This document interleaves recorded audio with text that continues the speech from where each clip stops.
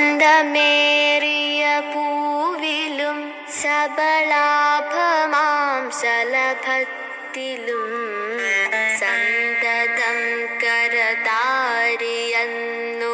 ചിത്രചാതുരി.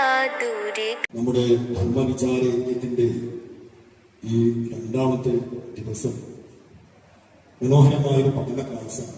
നമ്മുടെ കുഞ്ഞുങ്ങൾക്കൊക്കെ കൃത്യമായ അവബോധം ലഭിക്കാൻ ഉതകുന്ന രീതിയിൽ ശ്രീനാരായണ ധർമ്മ കൃതിയിൽ ഗുരുദേവൻ വിഭാവനം ചെയ്ത വിദ്യാർത്ഥി ധർമ്മത്തെക്കുറിച്ചാണ് ഇന്ന് ക്ലാസ് നടക്കാൻ പോകുന്നത്. ഈ ക്ലാസ് എടുക്കുന്നത് ഏറ്റവും ആധികാരികമായ വ്യക്തിത്വമാണ്. സംസ്കൃത ഭാഷയിൽ വളരെയധികം പ്രാവീണ്യമുള്ള സംസ്കൃത അധ്യാപിക കൂടിയായ ബഹുമാനപ്പെട്ട സുരേഖ ടീച്ചറാണ് ഈ വിഷയം നമുക്ക് എടുക്കാൻ വേണ്ടി ഇവിടെ എത്തിച്ചേർന്നിരുന്നത്. അപ്പൊ നിങ്ങളെല്ലാവരും സശ്രദ്ധ ഈ വിഷയത്തെ ശ്രദ്ധിക്കണം, കേൾക്കണം.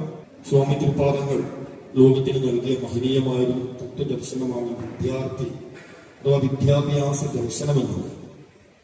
ഗുരുവിന്റെ വിദ്യാഭ്യാസ ദർശനത്തിന്റെ അന്തസത്ത എന്ന് പറയുന്നത് ഒരു വിദ്യാർത്ഥി കുറെ അറിവിനെ സ്വീകരിക്കുക, കുറെ ഡാറ്റയെ സ്വീകരിക്കുക എന്നുള്ളതല്ല.